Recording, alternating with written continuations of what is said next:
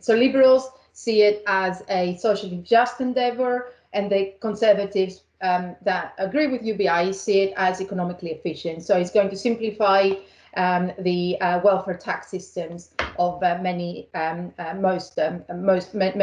economies have in place at the moment. So it is an idea that has proponents across the political spectrum. And the interesting thing when you start reading the literature of UBI, that it tracks contributions from various disciplines, so economics, social policy, philosophy, sociology. So the key questions I want to ask in this presentation is whether it is feasible and whether it is desirable. I am approaching these questions from a standard sort of economics and labor economics perspective, but I will introduce some ideas at the end that relate to the sociology of work and how we think about work more broadly. So this is an outline of my talk. What is UBI? What labor market problems it's expected to solve, and does it solve them?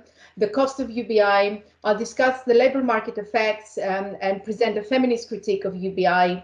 And then I'll finish off with the UBI and the meaning of work and some policy alternatives that I think are worth considering. So what is UBI? So I think it's very important because UBIs come in many shapes and forms. So my discussion will be based on a pure UBI. And what is a pure UBI? It is a regular cash payment paid to all individuals, and it's paid on an individual basis, and it's universal. So it is not means tested. So everyone gets it, irrespective of their income and wealth. And it's also unconditional. So it comes with no conditions in terms of working or having worked or looking for work. So no conditions with regards to labor market history or attachment. So these are very, very important features, and these are the features which actually can be very problematic when we think about UBI. Now, I'm sure you are familiar with the fact that currently a UBI does not exist. The UBI that takes the forms I just explained, so universality and unconditionality. And that is important when we think about from an empirical perspective, when we think about the effects of UBI and what we would expect UBI to achieve or not achieve. There are lots of small-scale pilots that come in many, many forms and sizes, but usually there are small cash contributions, and the sample sizes are small, or they're being paid up to a small percentage of the labor force. And that is problematic when, again, it comes to evaluate this policy. So there are lots of randomized control trials, and actually it's quite interesting because they take place in various countries, from developed Western economies to developing economies. But again, what we can infer from them is really limited. And that is whether that is a cautionary tale with respect to the efficacy of UBI or the high cost of UBI, I don't know. But from an empirical perspective, it makes it rather difficult to be able to fully evaluate the labor market effects or the broader economic effects of this policy. So that is a weakness from an empirical point of view. Right. So what labor market problems is UBI expected to solve? So what I've done here in the highlighted parts is what the proponents of UBI are putting forward as justification of this policy. So the most common one is that the structural changes in the labor market resulting from labor displacing automation technology. So the idea here is that robots are taking over our jobs, and we will be jobless. So we're looking at a future where jobs will be hard to come by, and therefore, in order for us to sustain our income, we need the UBI.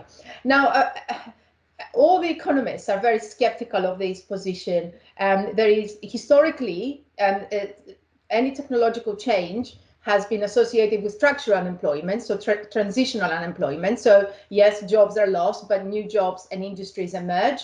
And that is a well-established fact in labor economics. But also more recent work on the effect of automation in the labor market, and this is the Dorth 2021, so hot off the presses, in Germany. The paper is about the German labor market, actually shows that there are countervailing forces to automation. So this paper looks at labor market institutions, so how unions and collective bargaining institutions that are present in the German labor market actually do not resist the artificial intelligence and automation having such a job displacing effect as it is described in the literature. So we're not sure whether, you know, if UBI is supposed to solve this problem. I'm very skeptical about the extent of the problem that we're looking at. The second argument, and Guy Standing is quite a vocal advocate of this, is that there is growth in precarious and insecure employment. So the labor market conditions for many segments of the labor force are dire. So what UBI we can replace these jobs with a UBI in order to preserve the standard of living of these individuals. Again, my own research and that of many others has shown that actually the prevalence of this precarious and insecure employment is overstated. And a lot of it is because actually people choose to go into precarious jobs because it fits with their lifestyles, or it fits with other things that they're doing, such as education or household production. Having said that, there is precarious and insecure employment in the labor market, and we cannot. This is a fact. We cannot neglect it. But my argument, which I will elaborate on later on, is we can instead target policy to improve job quality. And again, this is an argument that is quite well developed in among some institutional economists. We can target policy to improve job quality. We don't need UBI essentially, is the point I'm making. Or we can make UBI payments conditional on being subject to precarity, if precarity is the problem we're trying to deal with. We do not need a universal UBI to deal with these problems. And the third point is the third point made by proponents of UBI is that inequality and wage stagnation of low-skilled workers. So we have growing inequality in the labor market, wages are stagnant, especially those of low-skilled workers and especially those of men. And yes, that is a fact. It's a well-established fact. And it is a stable and long-term trend. I do need to say, though, that this is due to policy choices. So austerity and neoliberalism have been shown to be the causes of this phenomena. But because, and so let's see, so what is UBI going, is the UBI going to solve this problem? Well, actually, because of the way that our current benefit system is designed, the effect of a pure UBI, the UBI I described earlier, will actually be a relative redistribution from low wage earners to zero earners, from the elderly, disabled, and those with children to those who are neither. Because what you have at the moment, you have a current benefit system that, you know, I'm thinking about the unemployment benefits, housing benefits, etc., that supports these low wage, elderly, disabled, those with children. So pure UBI effectively is redistributing, it's a relative redistribution from those that the current benefit system is supporting to those who those who might not have any of these characteristics. So I'm not sure if again we're addressing this problem, if a UBI would be the right solution to this problem. And then the cost, and I think this is very important, and this is really neglected. And I like this quote a lot. It's neglected in debates outside economics. So Martinelli's quote is brilliant. An affordable UBI would be inadequate, and an adequate UBI would be unaffordable. And it is true, actually. Any simulations, because that's what we're going by, because as I said at the beginning, we do not have a pure UBI to produce estimates on the and how expensive it is. Simulations by economists point to the direction that is extremely expensive. So, for example, a UBI of $20,000 a year to each US adult over 18 years old would cost $3 trillion a year. And this is 75% of current total federal expenditures. The fiscal implications, this is the second point, is from a German study.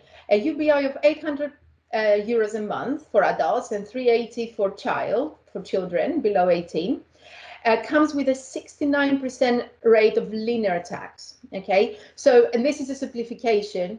When you talk about linear taxation, you're simplifying things. Effectively, what you need is a progressive tax to lift the break-even point for individuals, right? So these are big numbers, and the cost of the affordability of UBI is not a little detail that we can ignore. And when you start thinking about taxation, and we're talking about these very high rates of tax, then you start thinking about the political desirability. So politically, how popular a UBI would be with the electorate. Now, all these sort of estimates come with caveats. So these are micro simulation models, right? So what these models neglect is they neglect wider effects. And this is where the proponents of UBI might be making a good point, actually, because UBI might have general equilibrium effects. So when I'm looking just on the effects on the labor market, on the labor supply, this is a partial equilibrium. So we need to think about the general equilibrium effects of UBI in the economy more broadly. So it could be that once the UBI is there, we all go out and start acquiring human capital. So we immerse ourselves to education and training. It could be that some of us become entrepreneurs, and in that way they contribute innovation, and ultimately productivity of the economy increases. Or it could be that we're all really, really happy, and actually there is a lot of evidence in some of these pilot UBIs that it's one of the most clear effects of UBI, actually, that it has a very positive effect on well-being. So these are things that are important, but we cannot estimate. Or we have not been able to estimate these effects so far. And all these pilots that are going around, they do not meet the definition of a pure UBI, universality and unconditionality. And I will give some examples later on so that you can see what shape and form they take. So the cost is important, and the evidence points to the direction that the cost will be substantial, but we do not know the actual cost because of this our inability to estimate the general equilibrium effects. So what labor market effects is it expected to have? And here, here I'm theorizing because for the reasons I will explain in a minute. So I'm using a very simple static labor supply model. So for simplicity, what I do is we assume that individuals face a trade-off between income and leisure. And the individual's preferences for income and leisure and the amount of leisure that they would be willing to sacrifice to attain an additional unit of income will determine the choice of whether to work or not, right? So this is a sort of a labor economics 101 approach to understanding the trade-off between leisure and work. So based on this very simple model, right, and it's a static labor supply model, and I'll explain in a minute what this means, we expect UBI to have a negative effect on labor force participation. So UBI, and this is on average, right? So UBI generates a pure income effect, so labor supply will fall. And what does this mean? It means that we we might either reduce the amount of hours, somebody might reduce the amount of hours they work, and this is the intensive margin of labor supply, or somebody might decide not to work altogether, and this is the extensive margin. So from a purely theoretical basis point of view, we expect labor supply to fall. Another reason that we expect this to happen is because UBI generates a negative substitution effect, because we need higher taxes to sustain the UBI. Okay, so this is what the theory says. Now, as I said, I don't believe that this will. This is an aggregate. Sorry, this is on average. This is what we would expect to happen. Actually, what is more likely to be the actual case here, and there is some scant evidence on this, is that we expect it to have differential effect by groups. So we expect the income effects to be higher for those with lower labor market attachment. And who are these people? These are the long-term unemployed. These are the women with children, low-skilled, and young workers. So we would expect UBI to have a disproportionately negative effect on labor force participation among these groups. So it could be other groups across the skills distribution, or across the income distribution, or the education distribution, not to necessarily reduce their labor force participation. But for these specific groups, we expect it to have this negative effect, undesirable effect. Now, the evidence. Again, the evidence is very patchy, and in some cases very hard to make generalizations. My first point, the evidence on the hours, so the effect on the intensive margin of labor supply is pretty clear. There is quite convincing evidence that we see a 4.9% drop in aggregate hours worked, and there is a differential effect. So the effect is heterogeneous across different segments of the labor market. So 6% drop in hours for men, 19% for married women, 15% for single women. So you see the effects vary, and I will discuss the case of women further on in my presentation. Now, what happens? So this is about hours. So what happens to the extensive margin? You know, do people withdraw from the labor market? And this is one criticism that critics of UBI put forward. I'm a little bit skeptical. Why am I skeptical about this? I think that the answer is we don't know. So there are some. I am citing here three UBI pilots, and they are actually the most well-cited ones. So the Finnish pilot, we see a small positive effect on employment, and they had a control group. So they had a group where they administered UBI, and a control group that did not have UBI. They were on unemployment benefits. So they find a small positive effect on employment level. So UBI was actually positive. However, what has been happening in the Finnish case is that the group that was subject to unemployment benefits, there were changes in the unemployment benefits policies at the same time. So it's very difficult to disentangle the pure effect of the UBI from what was happening in the unemployment benefit policies. So that is a problem in terms of making any firm conclusions about the relationship between UBI and labor supply.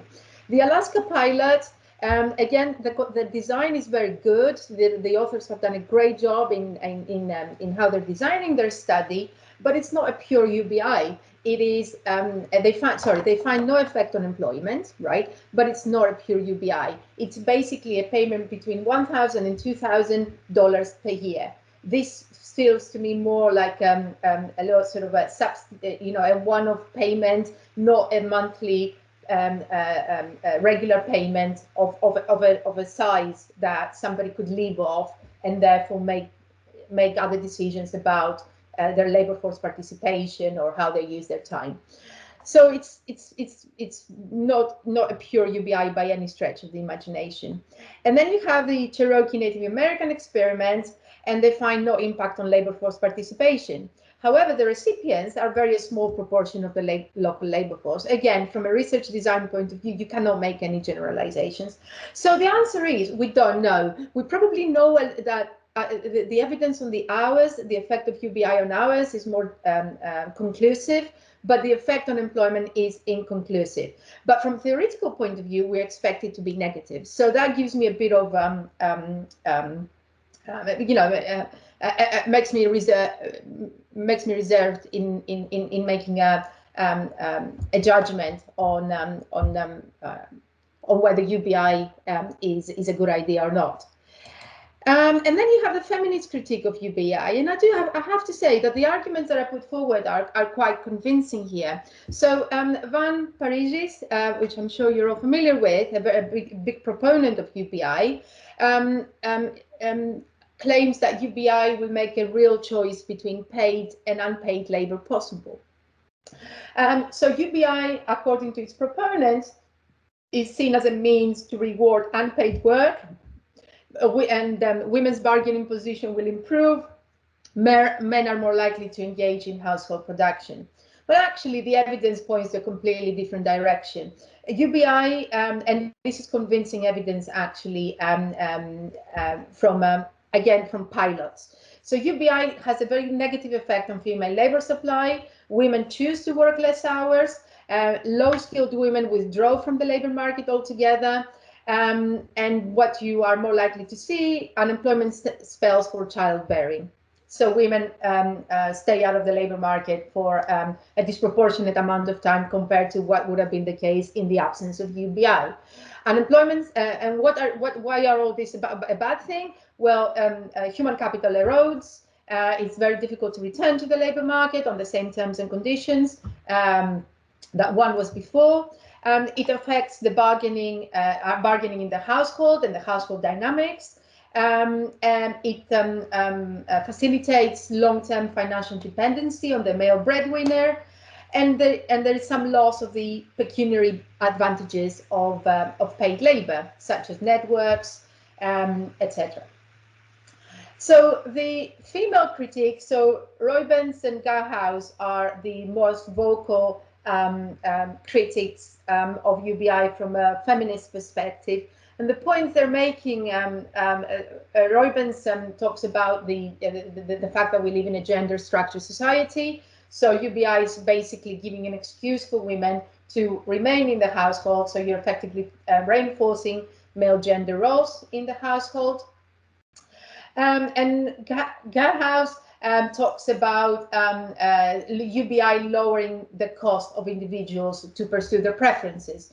So what you're doing effectively with UBI is you're raising the cost for both sexes to engage in gender symmetrical lifestyles. And the argument she's making is that unless we change this unless we make our lifestyles more gender symmetrical, gender equality will not result from will not happen. So what UBI is effectively doing is it supports the continuation of gender asymmetrical lifestyles. So now I'm going to turn to this idea of unconditionality and the meaning of work. The UBI versus policies that promote labor market participation. So this is the debate, it's one of the most important debates. So should we be supporting UBI and promoting UBI, or are we better off sticking with policies that promote labor force participation? And the most common critiques of unconditionality is either this argument about unfairness. So it is unfair to have people not working, people receiving a cash payout, or even though they're not contributing in paid work. Also, idleness. And the idleness, the argument relating to idleness is about, it relates to the costs of unemployment. The social cost of unemployment, such as mental issues, substance abuse, crime, etc. So why should we be incentivizing policies? Why should we be adopting policies that incentivize work? I'm not going to. I've mentioned the social cost of unemployment, but I'm sure you're all familiar with this argument, so I'm not going to dwell on this anymore. So I will turn into the meaning of work. So what is it? What is it good? What is good about work? And so here I'm going to draw on a very nice book actually by John Budd, and it's called The Thought of Work. And what he does is he puts together various conceptualizations of work, drawing on economics, philosophy, sociology, theology. So it's a very sort of multidisciplinary collection of what work is about. So I have chosen 6 dimensions I have chosen 6 dimensions out of the 10 that he has in his work, which because these are the ones I find most relevant when it comes to understanding UBI. So so this is a work. This is how we can define work. And these are the intellectual roots of these definitions. So work as occurs, an unquestioned burden necessary for human survival or maintenance of the social order. And this conceptualization of work comes from Western theology, ancient Greco-Roman philosophy. When you look at sort of Marxist interpretations of work, work is seen as a commodity. So it's an abstract quantity of productive effort that has some tradable economic value. Economics see work as this utility, so it's a lousy activity related to obtain goods and services that provide pleasure. And it seems to me that these 3 conceptualizations of work are very close to how some of the proponents of UBI present work or understand work. But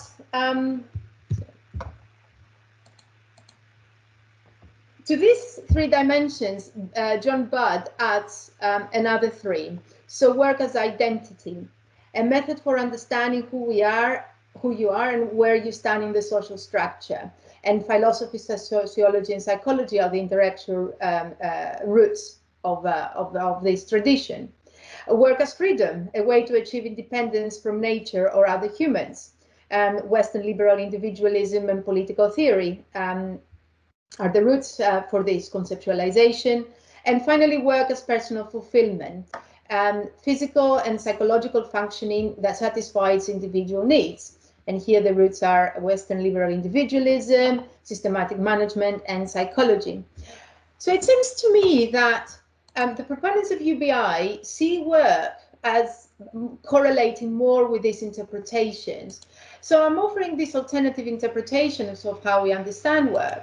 And we can apply, and I'd like to elaborate a little bit more on this. So work as identity, what does this mean? Work enables us to make sense of our existence by structuring our days, engaging in collective purposes, and providing regular activity. This is from Jacoda, the social psychologist.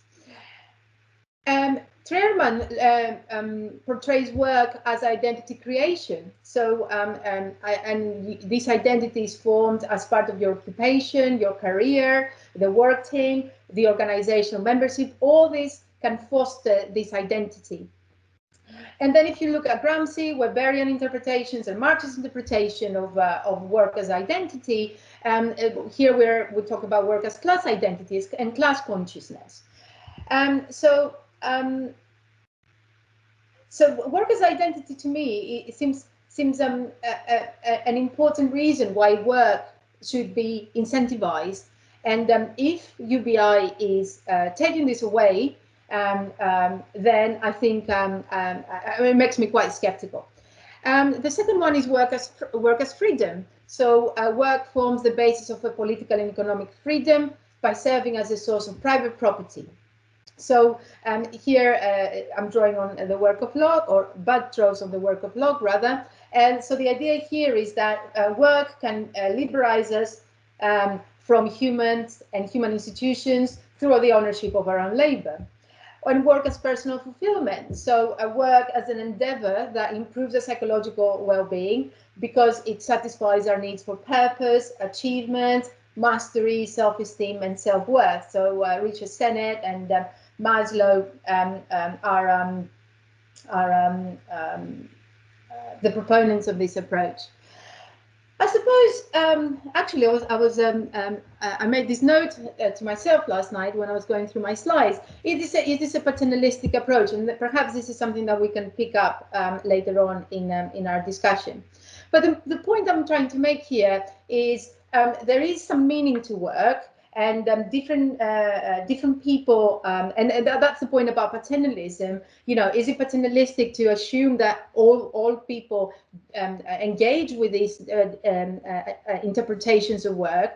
But this is something we can discuss. But certainly, the main point here I'm trying to make is that work is important for different reasons to different people. And a policy initiative that disincentivizes work is counterproductive, in my view. So I'm going to finish off with some positive alternatives. I'm actually quite a big fan of job guarantee. Job guarantee, the state guarantees a job to anyone who wants to work, but I cannot find employment. So effectively, you're trying to eliminate involuntary unemployment. What is good about job guarantee, one of the benefits of job guarantee is that the terms and conditions and job quality are protected. So job guarantee proponents talk about job guaranteeing coming with a minimum living wage, and the jobs that the job guarantee envisaged to provide are jobs that have an intrinsic meaning. They contribute to society, etc. So I'm not sure how intrinsically motivating all jobs can be, but certainly some aspects of job quality will be protected. I'm a little bit skeptical about a universal job guarantee scheme, but certainly now with the COVID situation, I see it as a very viable policy lever to deal with unemployment amongst the youth, for example, or those that have disproportionately suffered by the latest pandemic. Then I'm sure you're all familiar with this. Workforce schemes and active labor market policies. These have a long tradition in how we deal with a disadvantage in the labor market. And these benefits are conditional on receiving training or engaging in job search. So they come with a human capital requirement attached to them, and they aim to incentivize people to be actively looking for a job. And their success, because again they come in very different, various forms and shapes and sizes. Their success really depends on design. But they do have a long tradition, and there is plenty of research there testifying the conditions under which they are effective. And then something that these debates are quite prevalent amongst sociologists and to some extent economists. Job quality initiatives. So the OECD and the ILO have launched the More and Better Jobs initiatives about 10 years ago. We had the Taylor Review on Good Work in 2017.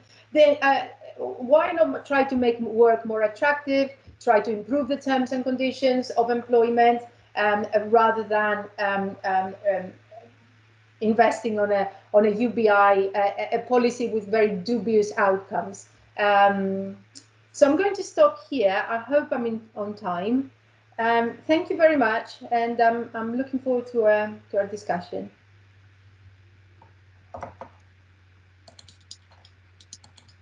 Thank you so much. It's absolutely fascinating. So many philosophical angles to work there as well. But and in fact, you finished under time. So let's have a 2-minute break. Come back at 10:40. And then we'll have a response. I'll introduce our respondent. Thank you so much.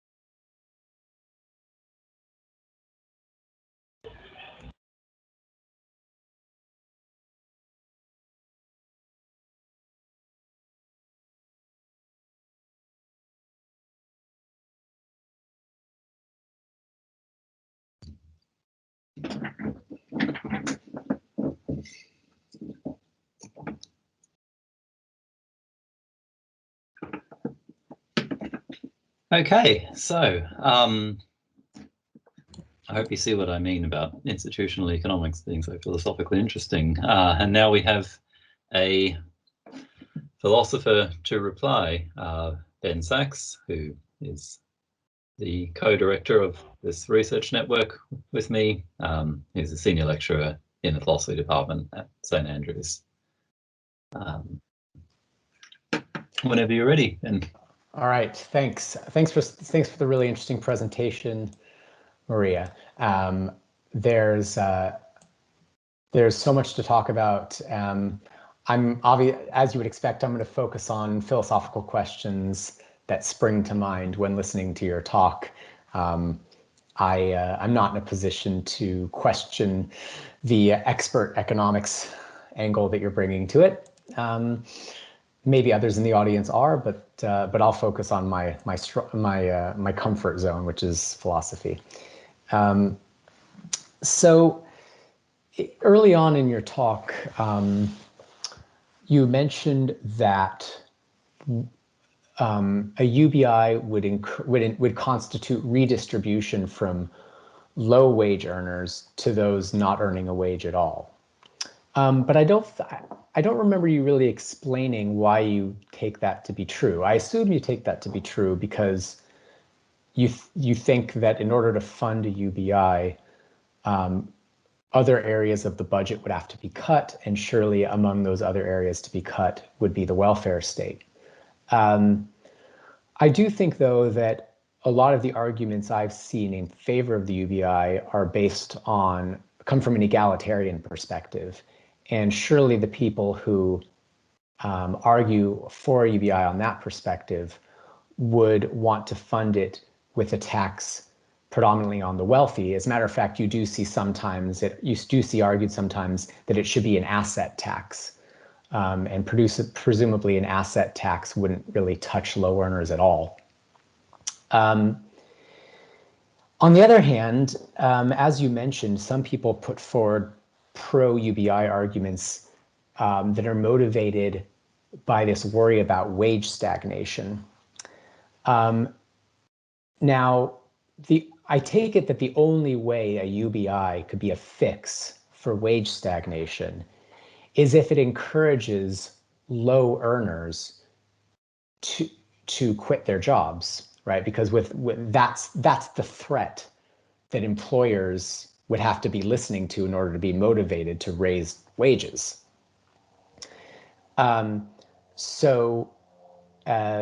These people, namely the low earners that you're saying would be taxed to fund the non-earners, well, presumably, if all works according to plan, those low earners are themselves going to become non-earners, at least a lot of them. They're going to make that choice. So they'll become the beneficiaries, not the ones who are losing out. Another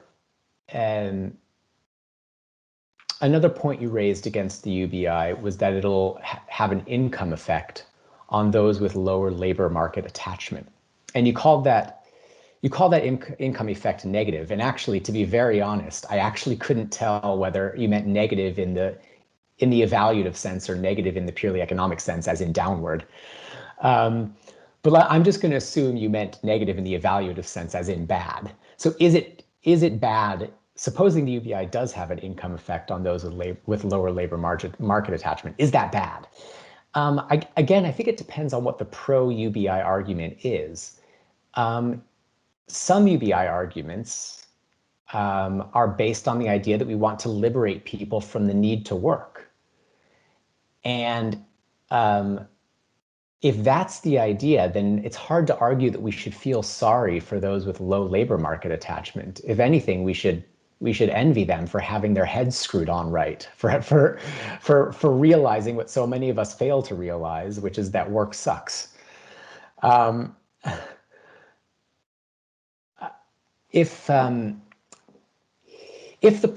are other pro-UBI arguments. Suppose the pro-UBI argument comes as a wider package of a degrowth agenda. We want to disincentivize work to reduce overall economic productivity, and we want to reduce overall economic productivity, let's say perhaps for environmental reasons.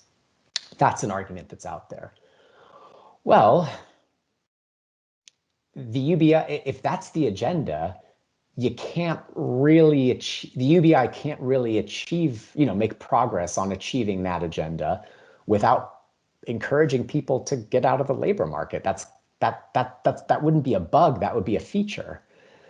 So again, the big point is, if there is an income effect on those with lower labor market attachment, whether that really counts as a bad thing, I mean, it depends on the pro-UBI argument. Obviously, I'm trying to I'm arguing from within the perspective of a pro-UBI argument. So I'm sort of asking whether any of these arguments can count as sort of internal critiques of the UBI.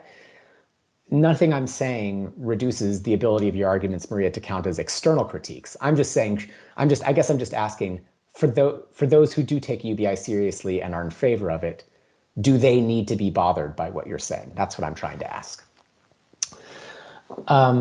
Regarding the feminist critique of UBI, so you mentioned empirical evidence of all sorts of apparently bad effects that a UBI would have on household dynamics and on women. So you mentioned human capital erosion. You mentioned women's reduced bargaining power in household dynamics. You mentioned increased financial dependency of women on men. I would like to hear a lot more women on their male partners. I'd like to hear more about it from you. I'm very interested in this. This is obviously of deep concern. My initial reaction is that maybe these effects are phenomena that are showing up only because the pilots that are being put in place, these controlled trials of UBI, because they don't closely enough represent the real thing. So the real thing, presumably, would be funded at quite a high level, at least subsistence, and would be permanent, or at least would be designed to be permanent. Now, if that's what a real UBI would look like when it's eventually put in place, then is human capital erosion such a bad thing? I mean, if the UBI is here to stay, you never have to get back in the labor market. What about the other effects, about women becoming more dependent on their male partners? Again, if the UBI can be counted on not to go away, and if it's funded at a generous enough level, presumably it'll be just the opposite, that women will be liberated, or will be able to approach decision making as if liberated. I take it that that's, there are feminist pro-UBI arguments, and I take it that that is kind of where they're coming from. Another thing on the feminist critique of the UBI, I've seen pro-UBI arguments that propose that a UBI constitutes a reward for heretofore unpaid work, household labor, child rearing, emotional labor, all that sort of thing that typically goes unnoticed but is incredibly important for the functioning of society. I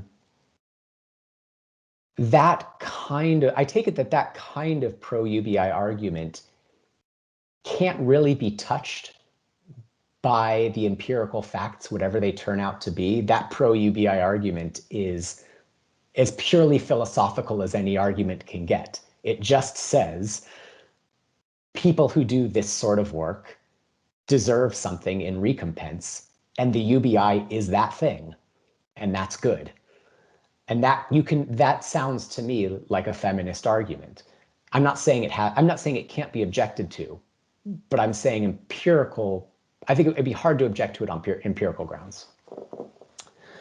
And then finally, I wanted to touch on a few things that came up when you were talking about the meaning of work. So you seem to suggest that the UBI, that the impetus, the compellingness of UBI comes from this understanding of work as per se bad. I'm very skeptical that that's where UBI advocates, that's the perspective they're coming from. I mean, everybody, UBI advocate or not, everybody understands that some people are going to have to work. And UBI advocates tend to be egalitarians. So if UBI advocates think work is bad and they think somebody's going to have to work, surely they would advocate spreading that evil evenly, which would mean the last thing they would want to do is put in place a policy like the UBI that gives people the option not to work. I understand that, as you said early, sort of more early in your talk, I understand that there are plenty of UBI advocates who are motivated by a worry about the conditions and precarity of work. And I think UBI advocates would be of that stripe would be inclined to say that these sort of increasingly prevalent aspects of work in the 21st century, the precarity, et cetera, they can undermine what would otherwise be the good effects or the meaning of work, the positive good effects and the meaning of work. So I see these people as saying that work as it's been developing, work as we see it today is often contingently bad, but doesn't have to be that way. It's not essentially a bad. You mentioned, and then turning to your discussion about work potentially as a good in different sorts of ways, you mentioned work as freedom, and this is from John Locke. And I think that UBI advocates can argue that a UBI can make us free in this sense. As a matter of fact, Philippe Van Parijs calls his pro-UBI argument a freedom argument. And I think the idea is that when you have your subsistence taken care of, you're not forced into you're not forced into these incredibly difficult life choices that, to work at poverty wages, for instance, that sort of would otherwise constitute unfreedom for you, having to make those choices. And then finally, turning to work as personal fulfillment, I don't want to, and this goes back to things that were covered in the two talks that we heard yesterday, and they were covered very well, and I have very little to add, so I'll make this very brief. Yes, I think that there's a really compelling argument out there that we heard yesterday that people who are employed get to experience all sorts of personal fulfillment gains through their employment. However, one of the pro-UBI arguments is that UBI will free people up to spend time on other activities that will yield personal fulfillment for them. So it might, again, pushing people out of work might not be bad in this regard, even if work is good in this regard. It might be just more of an even trade than a pure loss. So with that, I'll bring my comments to a close. Thanks again for a really interesting talk, Maria, and I can't wait to hear what you have to say in response to what I just said.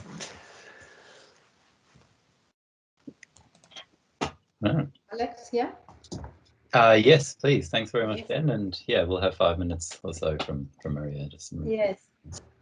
Thank you very much for these very, very thoughtful comments, which some of which are hard to push back on. So I'm not going to. But just a couple of points where I think you're making some very extremely valid points. Let me just start with the point about the income effect on those with lower labor market attachment. So the point you're making is that depends what the pro-UBI argument is. So if the idea is to liberate people from the need to work, then it's hard to argue that we should feel sorry for those with low labor market attachment. And I'm quoting the point you made. So I'm slightly skeptical about this point, and I'll explain why. If lower labor market attachment is a choice, right, then I think what you're saying is very correct. However, if low labor market attachment is indicative of bad working conditions and exploitation in the labor market, right, then surely what we need to be doing is improving the conditions and incentivize people, improve their conditions, and get rid of that bottom tail of the distribution in the labor market.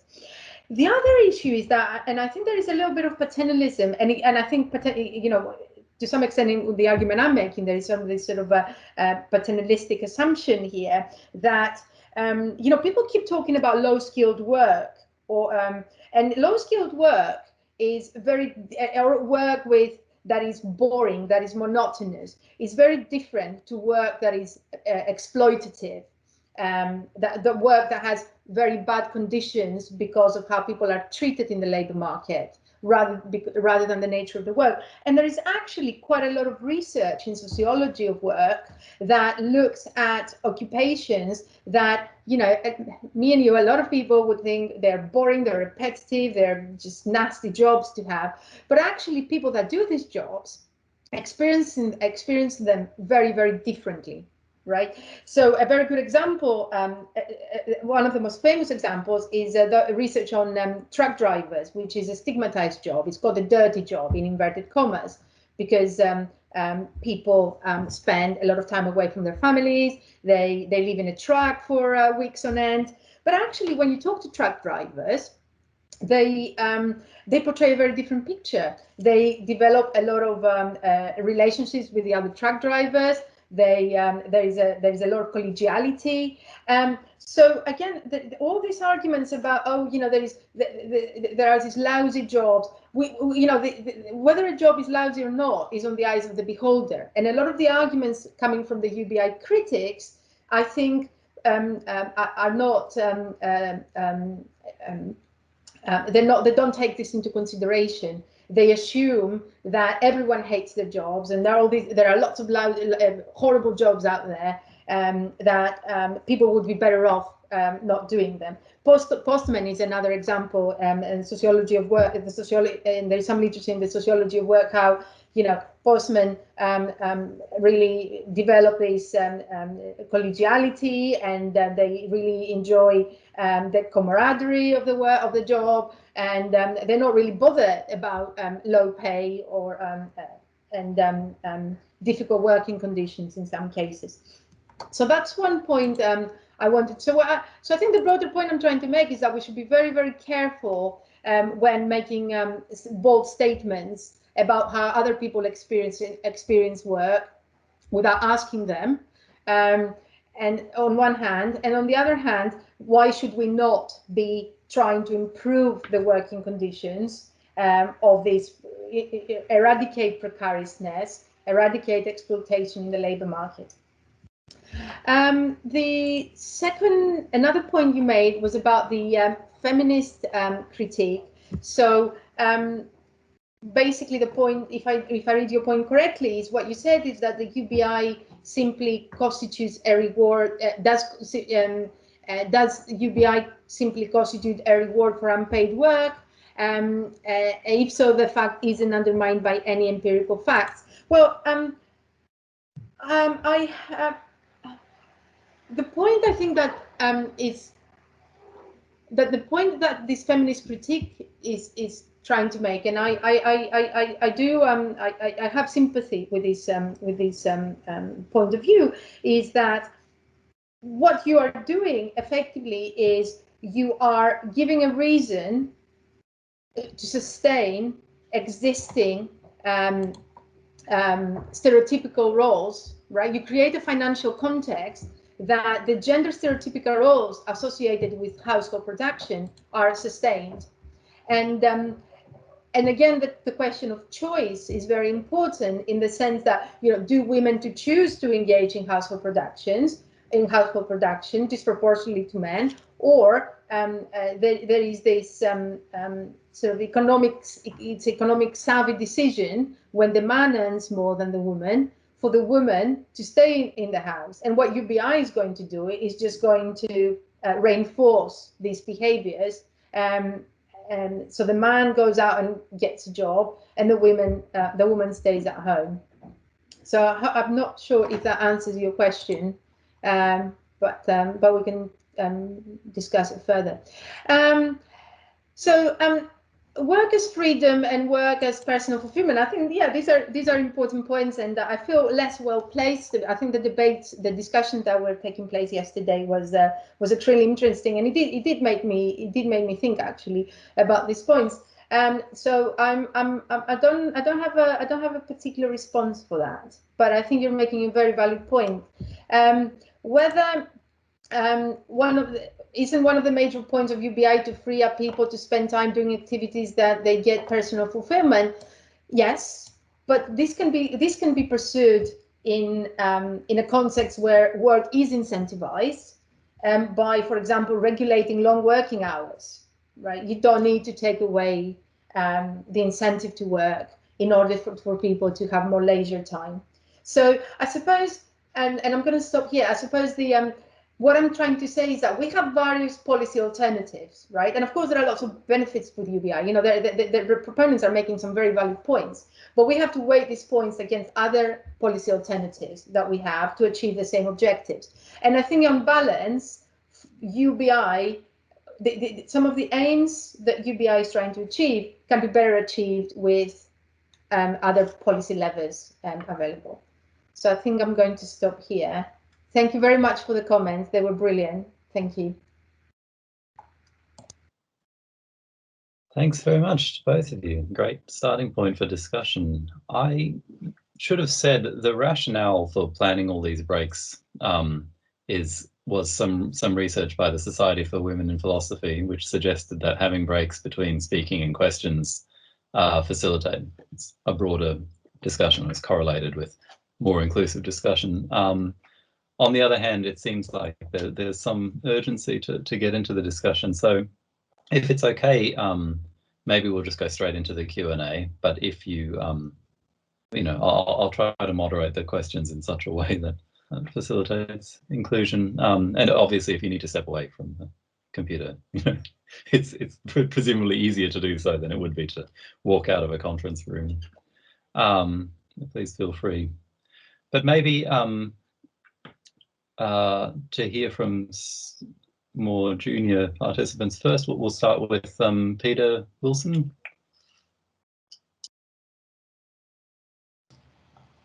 Hi, great. Thanks, Maria, for the presentation. It was really interesting. I'm going to pick up on a very small part of your presentation, actually, just because it was a sort of alternative that you mentioned, the job guarantee. You sort of in a comment you were saying that you weren't that convinced about the universality of a job guarantee, and that you thought. I just wanted to hear a bit more about that from you, about what it was about that made you think that we should have a more targeted one versus if we're going to choose that as an alternative.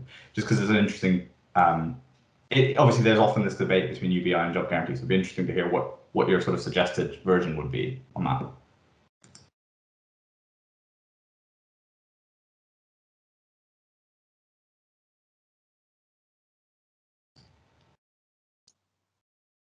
Have we lost Maria? I think she's frozen. Hello? Oh no, she's back. Hello, sorry, I think my connection froze for a minute. I hope you can hear me now. Yes, thank you for this question. So, why am I skeptical? I reserve judgment on a universal job guarantee. So, as you probably know, the main advocates of this approach are the sort of modern monetary theory crowd, which is a formidable force in public debates these days. And I think the rationale comes from a very macro perspective. So they talk about the natural rate of unemployment, and they talk about using it as a stabilizer. I am personally neither a monetary theorist nor a macro theorist, so I reserve judgment whether a universal job guarantee will fulfill these purposes. The case for a universal job guarantee from a labour market perspective is yet to be made. Having said that, we had job guarantees in the UK before, especially targeted to the unemployed and the young, because of the scarring effects of long-term unemployment, and the young at the moment are disproportionately affected by COVID.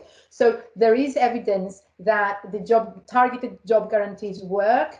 And what I need personally to be convinced about the viability is that they reduce unemployment spells or eliminate unemployment spells. They equip people with the right skills to unleash them into the labour market, etc. So I reserve judgment. And that's why that's why the point I made is that I am a big advocate of targeted job guarantees.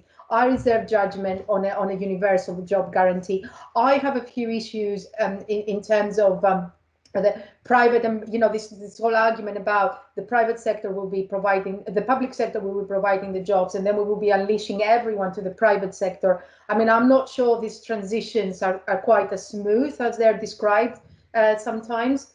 But if you're interested, I can send you some literature on the research on job guarantees, and a lot of it comes from the UK, and their efficacy is well documented there, the targeted version.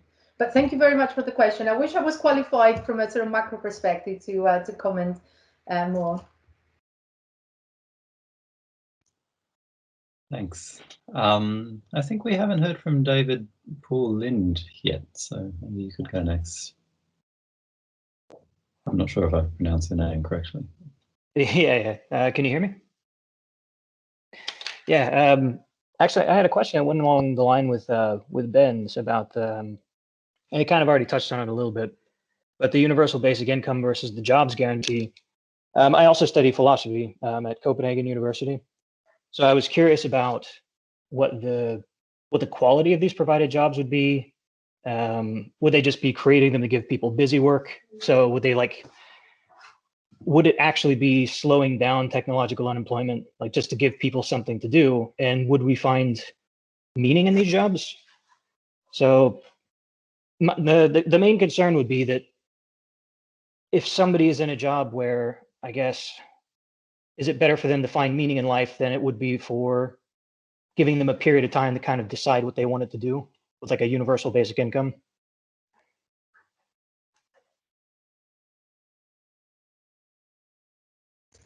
Can I respond, Alex?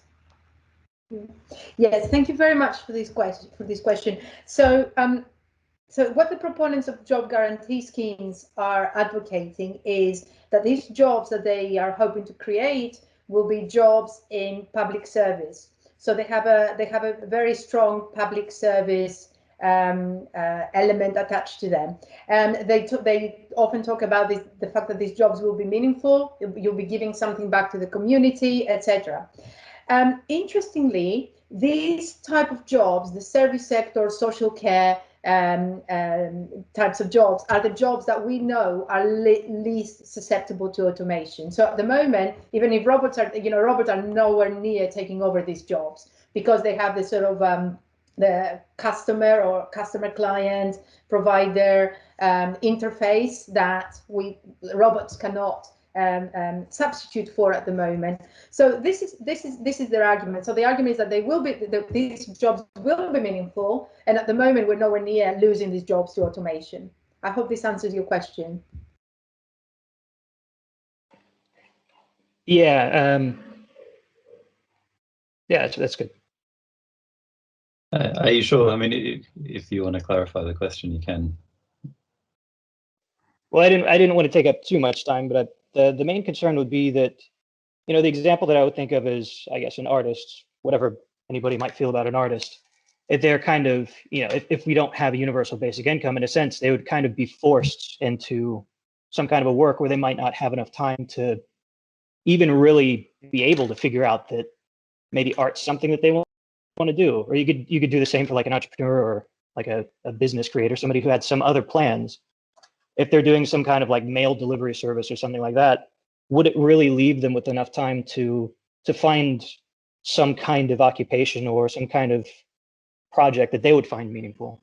And I'm not sure that it would.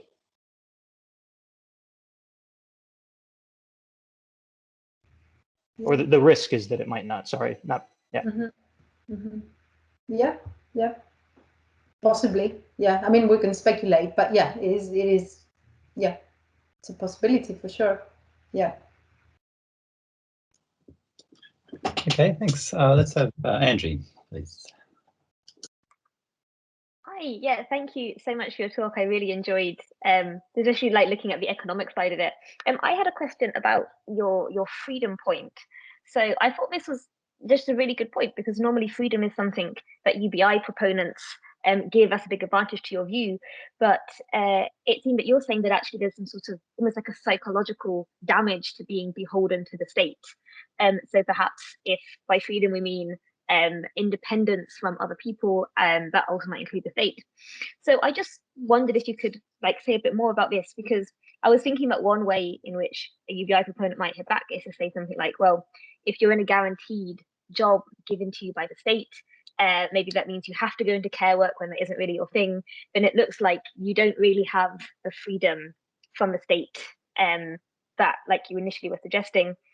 And I was also thinking that maybe like it might be that something like self-employment is the only like true freedom from other people and from nature that can give us this sort of potential benefit of work.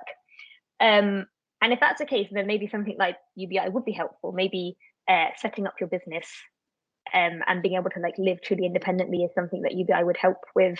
So yeah, just what you think about that. Maybe a response would be to just pour money into entrepreneurs and people starting their own businesses. But yeah, I just wanted to see what you thought about that. Yes, thank you for the question. So, and the point about the freedom.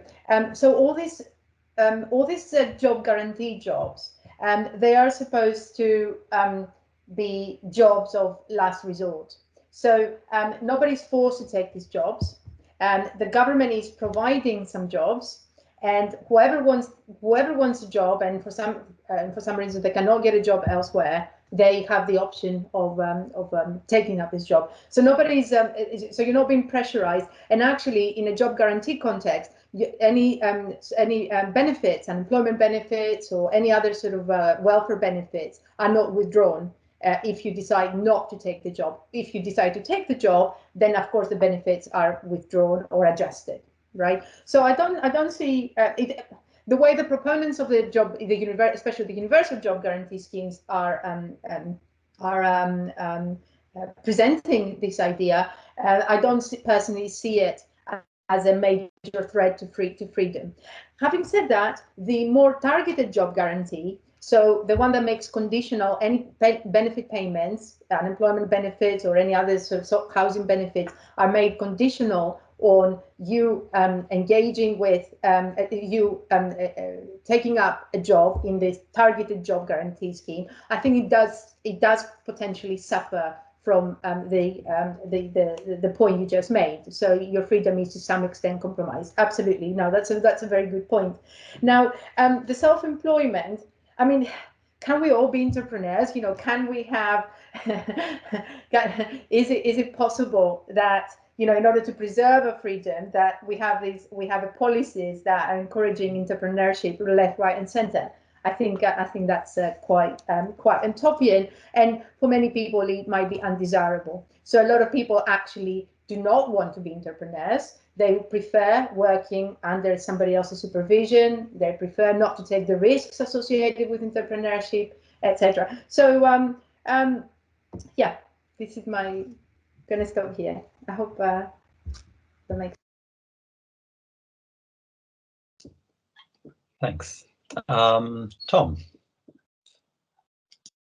Maria, thanks so much. That was a really fantastic presentation, and I'm really grateful to Ben and Alex for bringing in the economics as well, and, you know, inviting you to speak. I think it really enriches the discussion a lot. I just wanted to offer just a couple of remarks in reply on behalf of the defenders of basic income. So I thought we all agree, or we should all agree, that there are weighty reasons to increase the labour supply, but the defenders of basic income will insist that there are just moral limits on what we may do to increase the labour supply. So you noted that a basic income will have a kind of income effect, but of course that's going to be true for any unconditional benefit that's provided by the state. So that's true for the unconditional provision of healthcare, that's going to have an income effect. It's true for the unconditional provision of police protection or access to the courts, that's going to have an income effect. But we don't take the income effect of unconditional police protection to be a reason not to provide unconditional police protection. We think there's just a moral limit here, and we should give people this entitlement irrespective of the fact that, irrespective of the income effect. And if we want to increase the labour supply, we need to find other ways of doing it, make work more attractive, for example. So I thought that was that relates a bit to your remarks about paternalism. It's not, the version that I have in mind isn't quite paternalism. There are kind of moral limits on what we may do. Even still, I thought that advocates of basic income might say that you've not represented the case even-handedly. So they might point out two things. One is basic income might remove the unemployment trap. So at the moment with conditional benefits, there's a disincentive to finding work if you're unemployed, namely you lose your benefits. And if you're going to go into low paid work, it might be that you're on net going to lose. So defenders of basic income want to point out that by removing the unemployment trap, we might in fact increase labour supply. And then the second point, which is just slightly more technical, was, so even if basic income were to increase or were to decrease labour supply, I think there's some evidence to suggest it'll increase matching efficiency.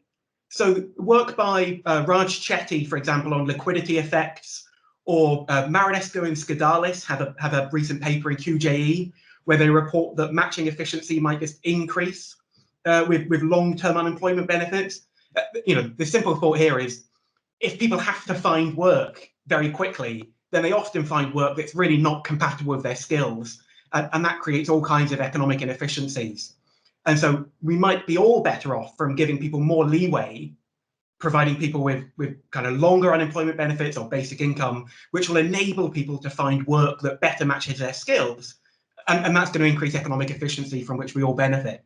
So I realize lots of that's speculative, but I just wanted to put that on the table as remarks that defenders of basic income might appeal to, kind of in response to some of your reservations. Yes, Tom. No, these are excellent points, and I think it kind of links to the point I made at the beginning that we don't know the general equilibrium effects of having a universal basic income.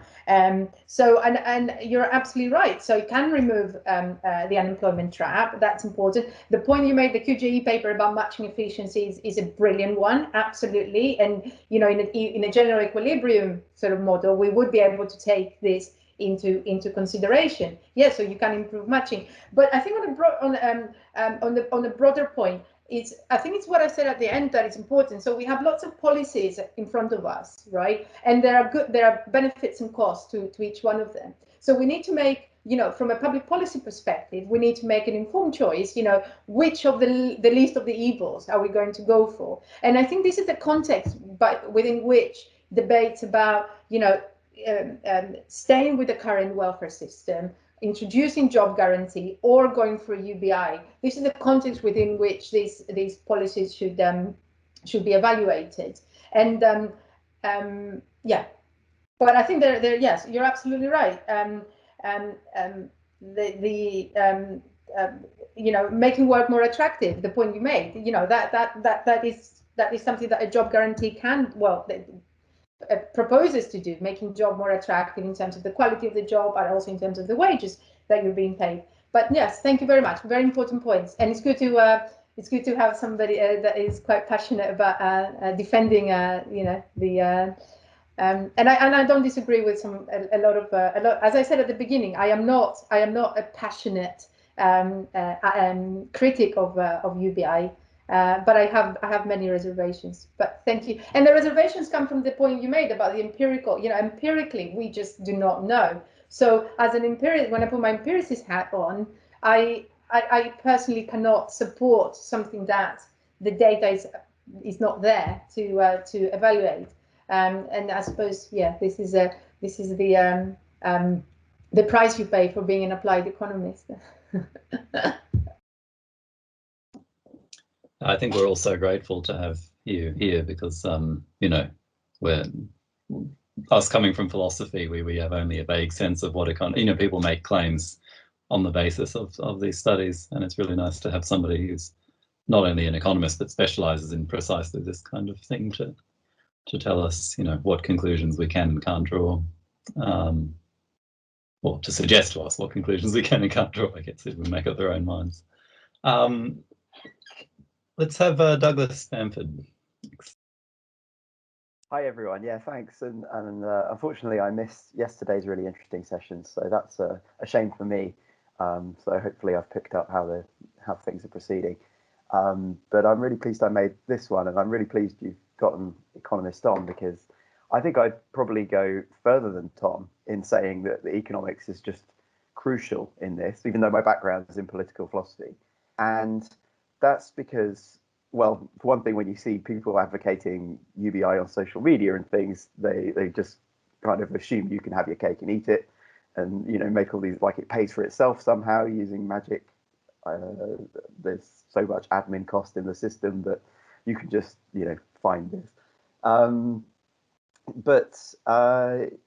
Yeah, but I think even if you have a sort of more intrinsic argument for UBI and say, you know, there's this really important reason why people shouldn't be forced to work and so on, you still need to be able to say that a UBI is sustainable up to a level that will afford people, you know, that will enable people to live a certain lifestyle, and so I think that brings back the economic issue into the frame, and so that's the thing that I think means that the economics it remains important. So that's great. But as Maria was saying, it's really hard to know what the impacts will be, even on the participation question, and that's the thing she's focused on. You know, will people stop working if they have the option to get this UBI? And then there's the question of what the further impacts of that will be.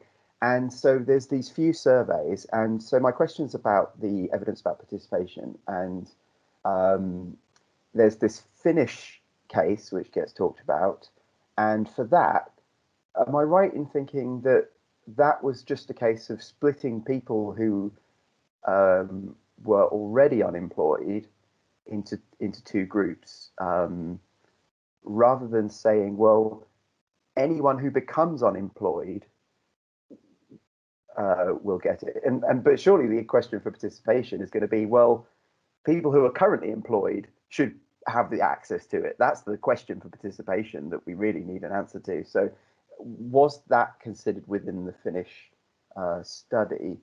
And then my sort of second question about the evidence is, have any economists looked at the impact of one universal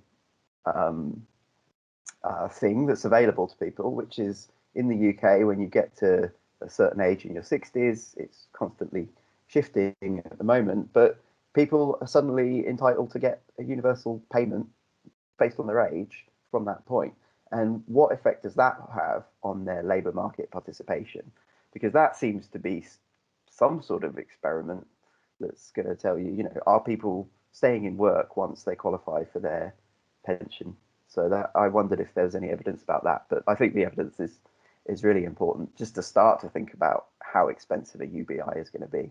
So yeah, thanks for letting me come in on one session and have a question. That's great.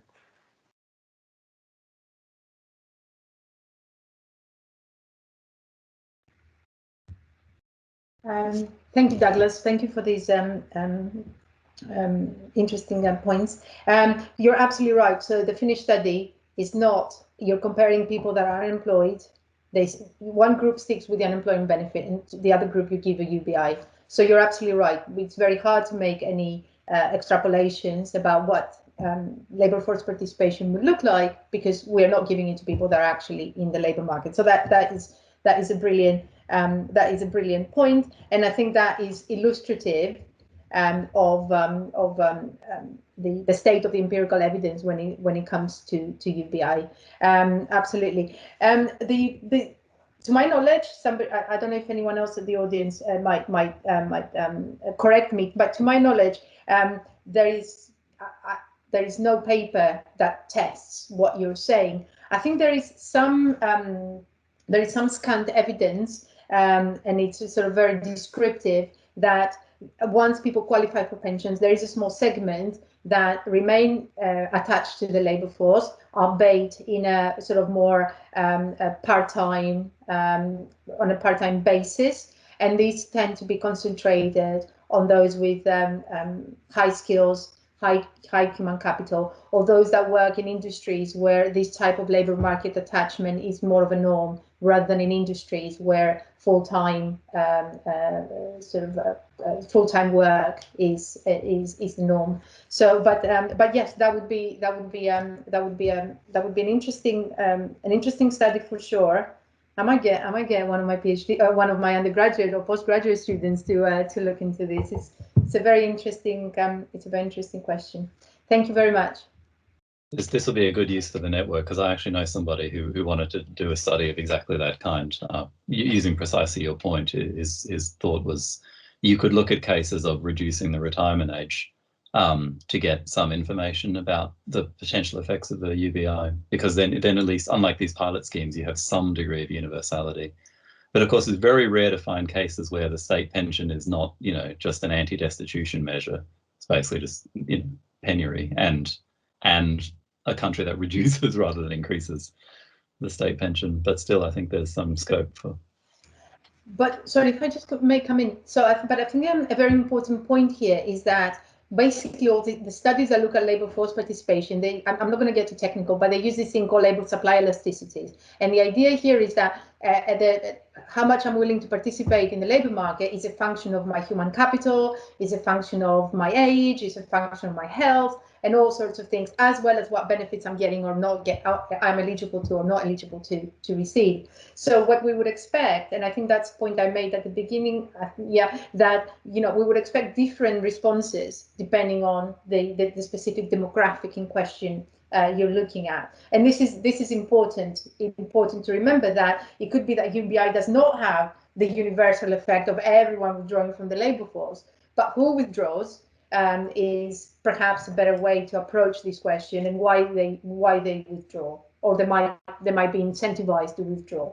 But yes, I don't expect, you know, if we were to have a pure universal UBI, would we expect a massive exodus of everyone from the labor market? No, far from it, for sure.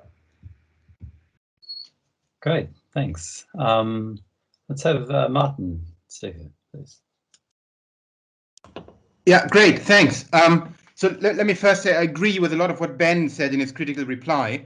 One note on the dialectic or strategy of your paper. It seems to me that you refer to economic arguments or policy arguments whenever you go against UBI, but then you refer to more philosophical or value-based arguments also when you go against UBI, but not in favor of UBI. I think that's most apparent in the case of feminist arguments against UBI, because that argument does hinge, I think, on value issues, namely that it's bad if women become dependent on their male partners. That's not an economic argument, right? That's a value argument. So I feel like there is somewhat odd, in a way the stage setting is odd, that you prefer economic considerations when they go UBI and you prefer value considerations when they go against UBI, but there are plenty of value considerations going in favor of UBI. So I think maybe that's somewhat odd in the structure of your argument. And one further point to drive that home is that there are plenty of feminists who actually think that UBI is a very good thing. And actually, one of the people you mentioned, Anka Geusz, has recently basically changed her mind. She used to argue against UBI based on feminist concerns, but she just had a paper, I think, come out last year where she argues that basically as a feminist you should be in favor of a UBI, because the UBI is very good for the worst of women, single mothers, unemployed women. It's not great for high status women who want to go for top jobs in the industry, but she basically argues that these are jobs that basically no one is owed or no one has a right to have, because you can only have them if you benefit from massively skewed, massively unfair labor market. So we shouldn't be too concerned about women losing out on these jobs from a feminist perspective. So I guess that's my point, that I think there are plenty of value considerations in favor of the UBI that should be taken more seriously. Anka Geusz is here as well, by the way, so we might hear from her on this one. Yes, yes, thank you for this. I must take the reference from you in the recent paper, and I mean I'm all up for mea culpas in academia. It's great, you know, and it's great to see, you know, I'm approaching a lot of this with a lot of humility. Now you're absolutely right, and I do take the point you're making about the paper sort of the presentation coming across as a big disjuncture. I think it was in my desperate attempt at the end to make to appeal to the audience of knowing that the audience will be philosophers. So that was motivated a little bit by that, but also to make the transition to why I think policies that incentivize work are more viable for me than those that might disincentivize work, such as UBI. But thank you very much for the comment. I appreciate it.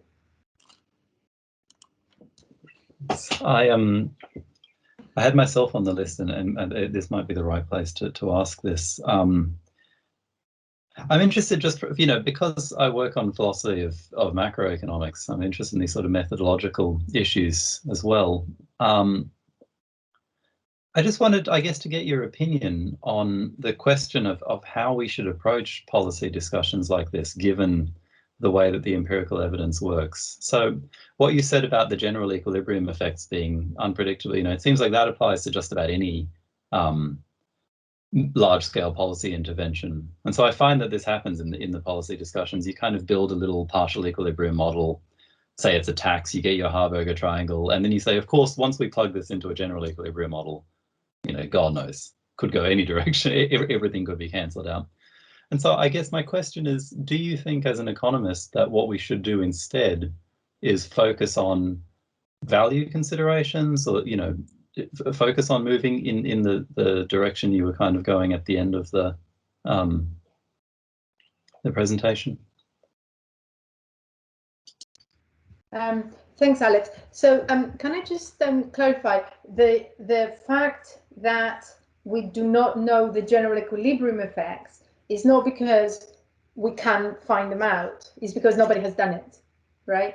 So, you know, a perfectly qualified macroeconomist can put together a modeling all of this general equilibrium effects. But to my knowledge, it hasn't been done. So it's something that we can do, and we can do it for a job guarantee. We can do it for UBI and so on and so forth. I was actually having this debate about with one of my macroeconomist theorist friends, and the point I was what I wanted to do is I was saying I really struggled to model some of these value considerations. It was on something else I was working on, and actually the response was a well-qualified macro theorist should be able to quantify some of these values. So and I suppose what the default option for economists would go down the utility route. You know, what utility do people derive from work? And that's not a bad approach necessarily, but within these utility functions, you can factor in how much value people put on freedom, how much value put on the fact that work can be a source of identity. So I think a qualified, you know, somebody that is better, a theorist, could put these things in a model. So I don't think they are sort of black boxes or that we cannot go anywhere near. But I'm definitely not qualified to do it. But yeah. I see. Thank you. Sam McClements, please. Hi. Thanks, Maria. That was a very interesting talk. You almost convinced me against UBI, but I did a degree in philosophy some years ago, and I found myself long-term unemployed. And then I had several years of zero-hour contracts, insecure unemployment, and a very meager, surviving on a very meager and punitive benefit system. And also, after a while, I got a job as a postman, which you mentioned. And I wanted to say it's a very grueling job because you're walking 8 to 10 miles a day, carrying 10 to 15 kilos of weight. You're racing around trying to deliver up to 100 parcels. And this is all against the clock. You're expected to do it in 4 to 5 hours.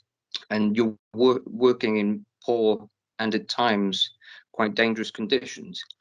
So I actually felt like I was a hamster on a wheel.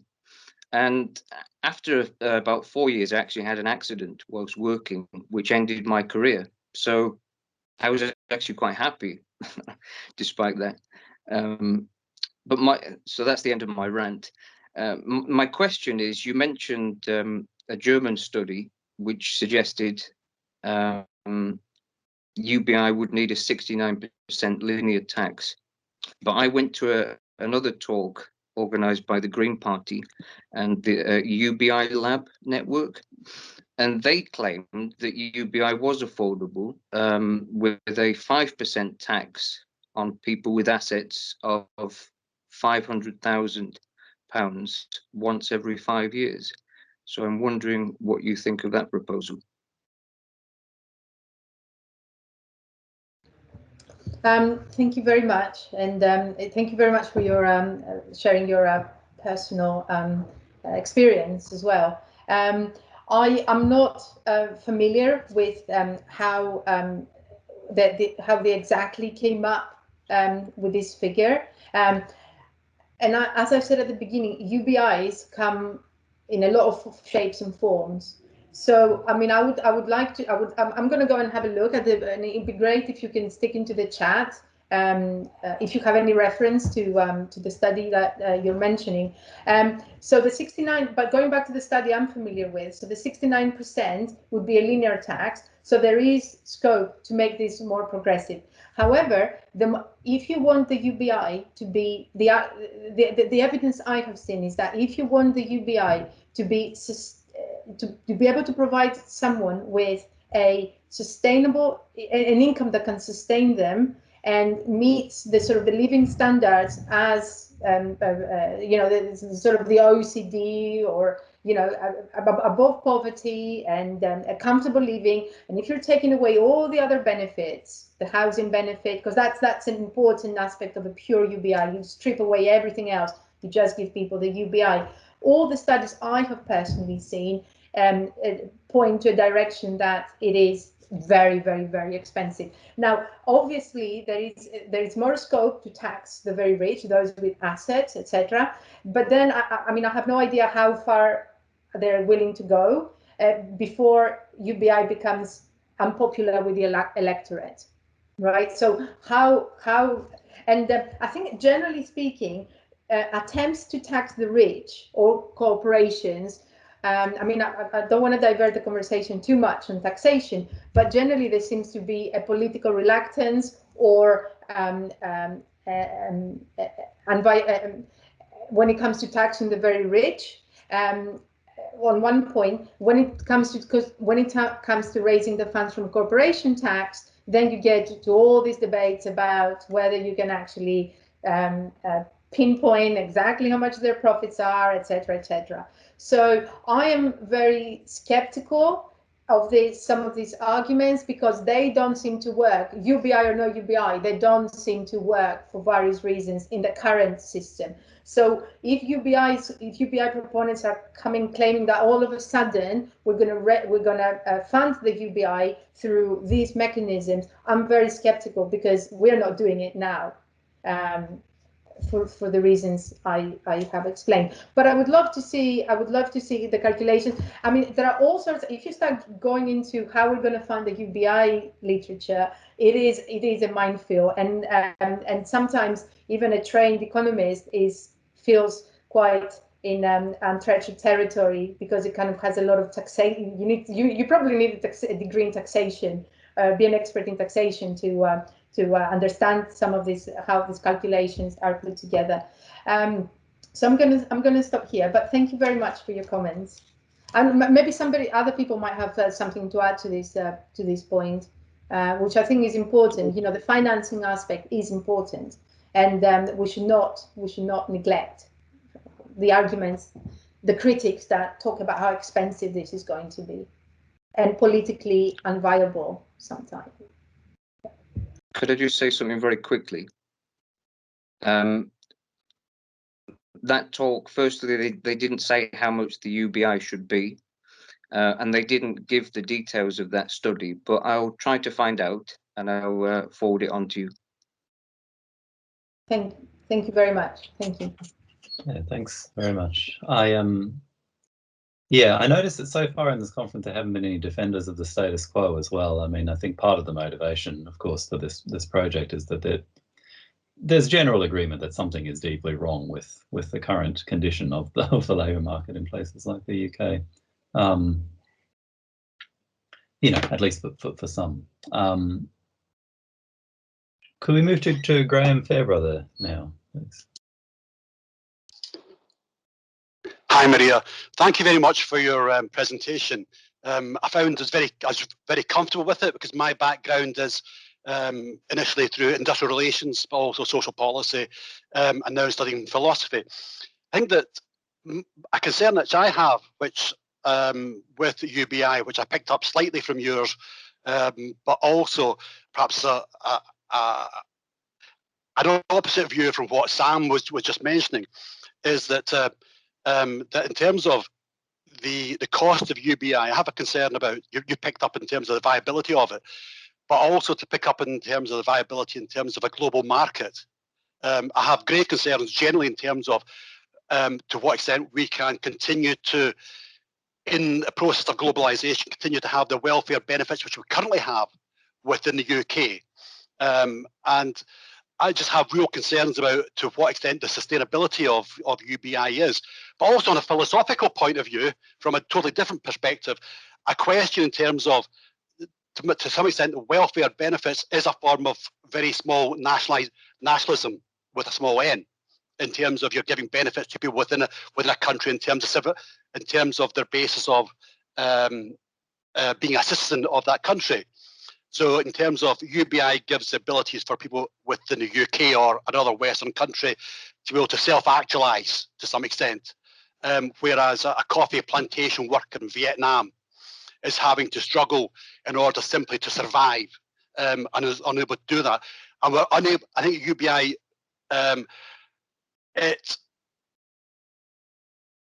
on a philosophical basis, it gives some support to Western countries that are already well developed, but doesn't do anything in terms of solving situations on a global basis. So two questions, which is one in terms of the global position in terms of from a philosophical point of view, but also in terms of the sustainability in terms of Western economies to go down a UBI route.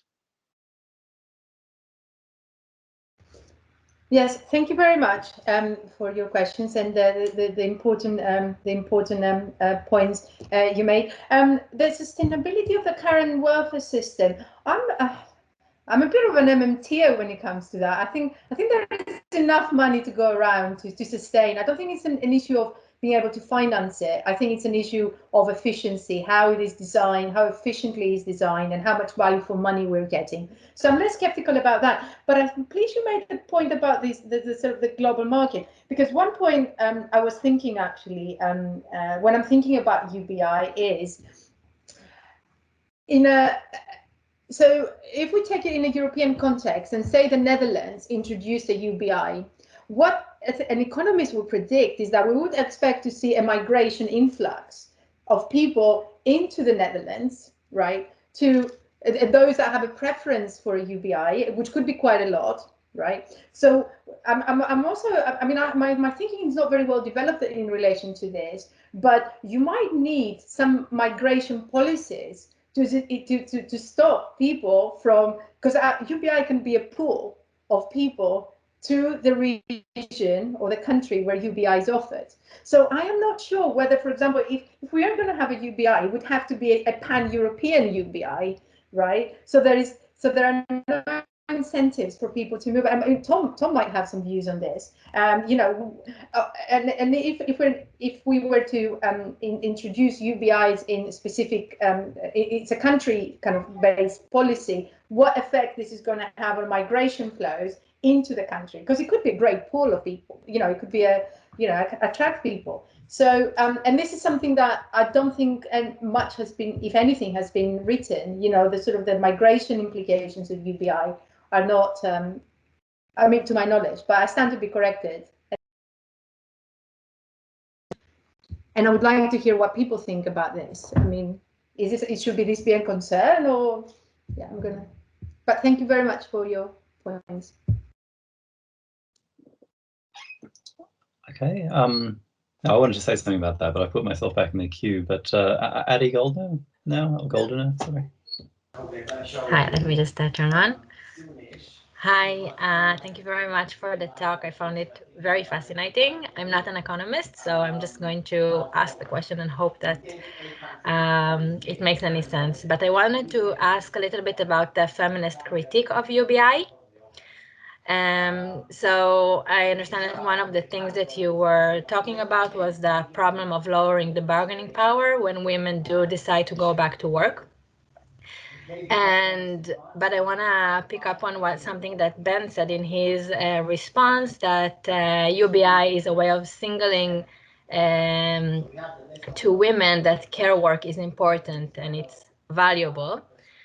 And so possibly it's arguable that the skills that people develop while engaging in this kind of care work will give them bargaining power when they do decide to go back to work, because the singling of the valuing of this kind of work is important, and it's going to be something new that we don't have now. But then you can say, okay, so why don't we just pay mothers and people who engage in this kind of work? We don't need UBI. But I think that the point is a little bit broader than that, because it allows us to value different kinds of non-paid work, and not even traditional training, just things that people do, and recognizing the skills that people can accumulate while doing those things. And that can be especially valuable for people who are struggling to enter the traditional labor market, such as people with severe disabilities, And if you have this kind of value, that you attach this kind of value to non-paid work, maybe this can, in fact, increase their bargaining power through UBI and not the other way around. So that's my question. Yes, thank you very much, and important points. But my response would be, why can we not compensate for this valued work in other ways? So we can give payments to those that have caring responsibilities for disabled members of their family. We've got other ways of, and perhaps more efficient ways of, and cheaper ways of meeting the objectives that you very nicely laid out, without having a universal UBI for everyone. So that would be my counter argument to this.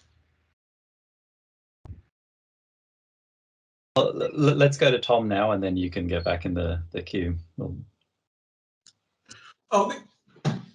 This is a very brief point. I thought it would be important to note a further. I think this is the strongest argument against basic income, actually, and I'm just raising it because we were talking about pensions earlier, and it seems important to note it. But it's significant that basic income might also benefit individuals with long lives over those with shorter lives, because if it's a cash payment that's paid on say a monthly basis, then of course individuals who live longer lives are going to enjoy a greater degree of that resource than those who live shorter lives. And that's significant, of course, because life expectancy is strongly correlated with income. And so if you pay basic income on a monthly basis, in fact, it works out to be pretty regressive. It ends up subsidizing people with long lives ahead of those with short lives. That's important, I think, because there are alternative proposals out there, namely a kind of stakeholder proposal that says, give people a larger sum at age 21, and then that way the people who die when they're young, which is disproportionately likely to be really kind of poor men normally, they're going to be disadvantaged by basic income in comparison with this stakeholder proposal. So there might be other reasons to worry about stakeholding proposals, but I just thought it's important to raise to raise the significance of that, because I think it's often overlooked the degree to which this basic income might benefit those of long lives at the expense of those with short lives. So that's just you don't have to answer that. I just wanted to raise that as an important point.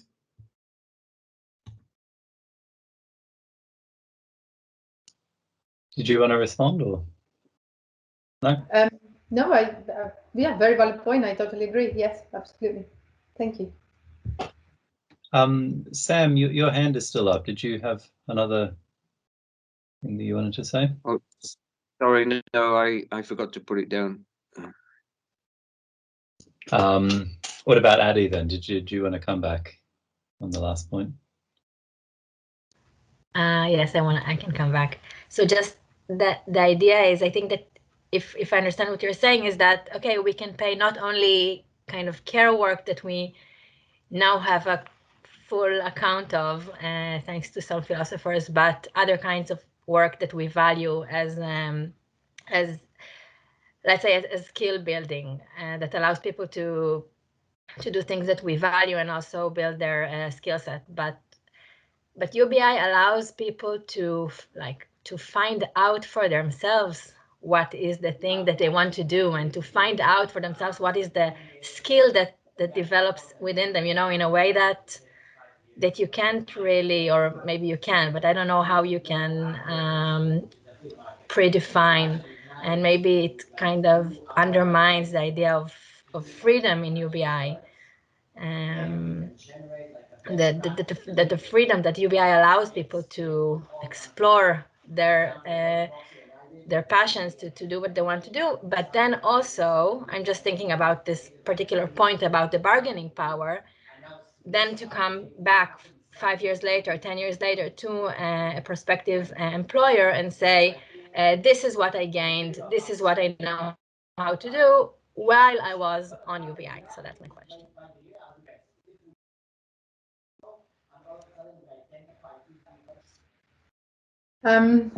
I mean, I don't have any evidence on this, so it is a purely sort of opinion-based and speculative response I'm going to give. I struggle with this justification for UBI. So the idea is that we're going to start paying UBI, and then suddenly people are going to go out there and they're going to achieve self-fulfillment, and they're finally going to be matched to what their dreams and their jobs and their aspirations are. I find it a little bit idealistic. I mean, I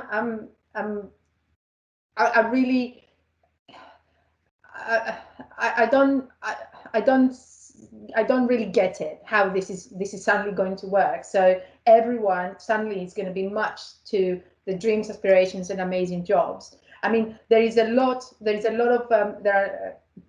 some policy work going on trying to match people to jobs. A lot of people don't even know what they like. I mean, suddenly they're going to go out there and discover themselves. I find it a little bit idealistic, but I stand to be corrected. And obviously, I have no evidence. It's just my personal opinion. So I'm gonna stop here. But yeah, there might be some value to this argument that I'm not aware of or switched on to. But yeah, thank you. Yeah, I think there's also a philosophical point there that the one argument for the job guarantee is that it throws the burden on the state to match people to actual useful occupations, whereas the basic income puts the obligation on the citizens. But I actually wanted to come back on my own question, and it's interesting to me that to hear you confirm something that I thought, which is that there aren't really macro studies of the kind of basic income. And also, when we were mentioning the thing about citizenship, that reminded me also in terms of currency, effects on the kind of currency of a country attempting a project like this, which is interesting to me because on the job guarantee side, there's so much of that. I mean, a lot of it's MMT stuff, and they have their own very particular model of how the currency works and how the. But I just wanted, if you have any insight into why that hasn't happened. You would think it would be something that, given the interest in UBI for so long, would have happened by now. Yeah, I have no idea. I really don't know. You would expect, because it's such a given the interest and I have no idea why this has not happened. Sorry. But we can ask around. We can ask around some. But there is a lot of interest from a micro empirical, not theoretical, empirical macro applied. There is a lot of work from that perspective, and tax experts. But yeah, I don't know. Maybe if there's any aspiring economics PhDs in the audience. There you go. Okay, Ben. Maria, I was hoping that you and I could revisit this issue of income effects that we sort of had like a mini dialogue going. I was very interested in what you said in response to my criticism, and I want to pick that up. And I think one of the really important things you said was that there are jobs that, from our sort of perspective, by us I mean people who are have jobs that require high skill, or whatever, our ivory tower perspective. There are a lot of jobs out there that we might look at and think, oh, these are horrible jobs, and then the research shows people actually like them when they do them, or at least a lot of people like them. I was wondering whether there's a way of looking at this that just clears away and renders irrelevant certain sort of unknowable or not yet known questions and conditions. And can't a UBI advocate just come in and say, look, some people like their job, some people don't like their job. We put in place a UBI, and then the rest of it just happens naturally. The people who don't like their job quit, and the people who do like their job stay. Now, I think I understand I do understand that that's an oversimplification, and that, just to get back to something that Tom was saying yesterday, surely we oversimplify when we divide the entire population into two groups, people who would rather work and people who would rather not.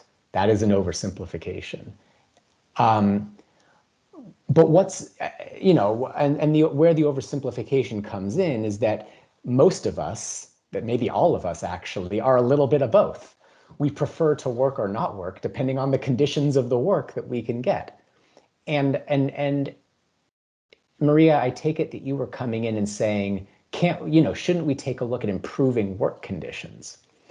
Okay, but can't a UBI person come in and say, yeah, we should, but in a way that's a bit more market orientated. We give people a UBI, give them the power to give them threat power over their employees. I will walk unless, and then let the free market take care of the rest. Employers will improve conditions, blah, blah, blah. I'm not saying government can't come in and more directly regulate for improved work conditions, but that the sort of non-market approach, the coercion approach, that has drawbacks as well. Just well-known drawbacks of any type of government regulation. Okay, so that was a long-winded question, but what do you think? Thank you. Thanks for this. So, I don't mind simplifications. Obviously the agents are very heterogeneous in how they respond, but let's go for simplification. The point you make is very, very, very much correct, and this is something I agree with the UBI proponents. So what a UBI will do is it will basically make good jobs, the wages in good jobs will go up, right? Because everyone would want to go for a good job. So that's fine. The question is it viable to think of an economy where all the jobs are highly skilled, highly paid, beautiful, with autonomy? No, we inevitably, and to the extent that robots are not taking over our jobs just yet, inevitably there are some jobs that will be low paid, because this is how the labor market works, right? There are some jobs that are going to be boring, they're going to be monotonous, and these jobs are just as important in the economy as the other jobs. Now, and there are some people that will be perfectly happy to have a boring, monotonous job as long as there is collegiality in the workplace, or as long as the terms and conditions are of an acceptable standard, as long as they don't feel exploited, as long as they're not on a 0-hour contract where they're worried about whether the job is going to be there tomorrow or not, and how they're going to pay the rent. So I think it's a little bit utopian and actually inefficient to try to imagine of an economy where that only great jobs exist, everyone does what they like, right? And we're all just having fun while we're on this planet, right? I think this is, but I stand to be corrected. So I'm not sure if this answers your question. And this is why I'm saying, let's try to improve the lousy jobs out there, rather than promise everyone this wonderful world of inspiring and beautiful jobs that we all enjoy doing. No, and I don't think, I might be wrong. I don't know what philosophy has to say about this. The fact that sometimes we have to accept some hardship. Sometimes, life is not, but I hope philosophers have consistently denied that. Pardon? That's just a joke. Sorry, I missed it. Philosophers have consistently denied that we have to accept that life isn't all roses. Yeah, right. It's just considered a fallacy. But does this answer your question, or is this? Yeah, no, in a way it does. I think you're right to say that we have to be wary of utopian thinking. I do think maybe the UBI advocates can come back and say that they're not guilty of that charge, but that's a whole other conversation. So. Sure.